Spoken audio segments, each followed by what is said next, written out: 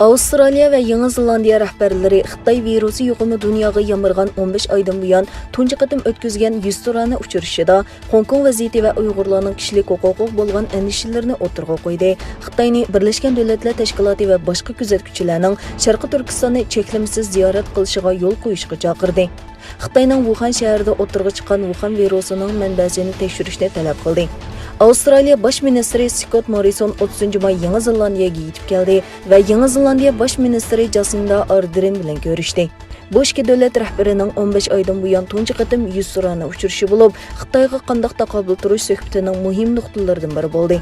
İlgilenişçe, iki baş minister birleşme bayanatında Hong Kongluqlarning huquqi və erkinligiga qo'yilgan cheklamalar Xitoy Angliya Birleşme Xitobnomasidagi Hong Kongning oliy avtonomiya huquqini qo'g'dash va'dasining buzg'unchiligiga uchrashi, Sharqi Turkiston rayonidagi kishilik huquq vaziyati va Janubiy dengiz vaziyatiga bo'lgan ig'ir andishalarini o'tirg'a qo'ygan bo'lib, Xitoyni Birleşmiş Dövlətlər Təşkilatının Sharqi Turkistonni ziyorat qilishiga yo'l qo'yishga chaqirgan.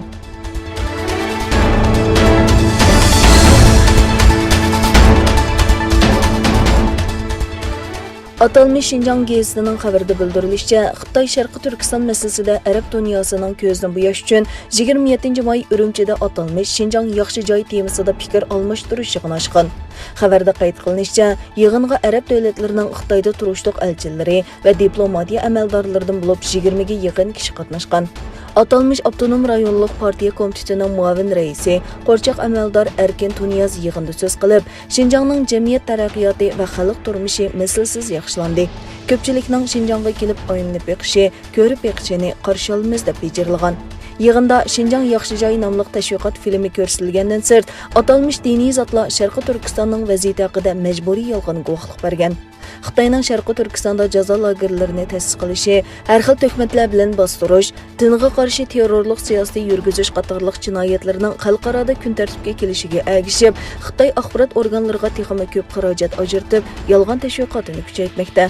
Analizchilarning ma'lumotiga asoslanganda, Xitoyning yolg'on tashviqotlari g'arb ellarida ko'p unumi ko'rilmagan bo'lsa-mu, ammo Afrika, Latin Amerikasi davlatlarida ko'rinarli unum berayotganligi ilgari surilmoqda.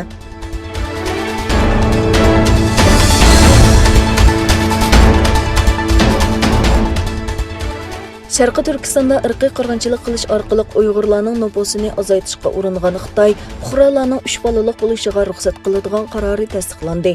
Xitoy dushanba kuni 2016 yildan buyongi 2 bolalik siyosatidan chekinib, er-xotinlarning 3 bolalik bo'lishiga yo'l qo'ydi.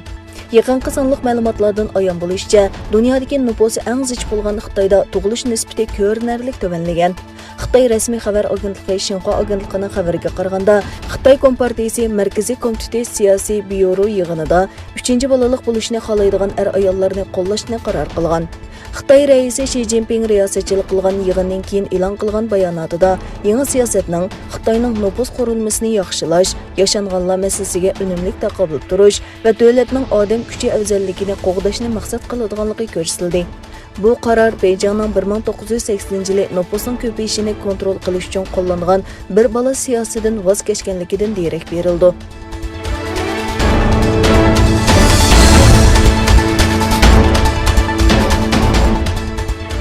Fransiya prezidenti Emmanuel Macron Daniyaning yordami bilan Amerika davlat bexatarlik idorasining Yevropadagi nurg'un yuqori darajalik siyosiyonlarni o'g'irlikcha anglash delosiga munosabatlik Amerika va Daniyaning uchurlarini saqlayotganligini bildirdi. Ikki davlat birlashma ministrlar uchrashuvidan keyin Macron sin yig'ini orqali Germaniya bosh ministri Angela Merkel bilan birlashma axborot e'lon qildi.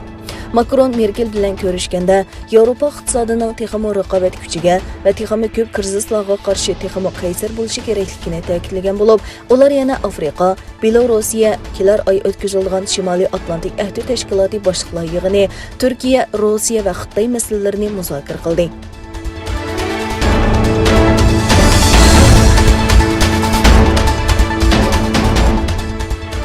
Ma'lum bo'lishicha, 800 dan ortiq bola Kanadaning Alberta o'lkasida Çerkاv yotoqliq maktabida o'qiyotganda qazo qilgan.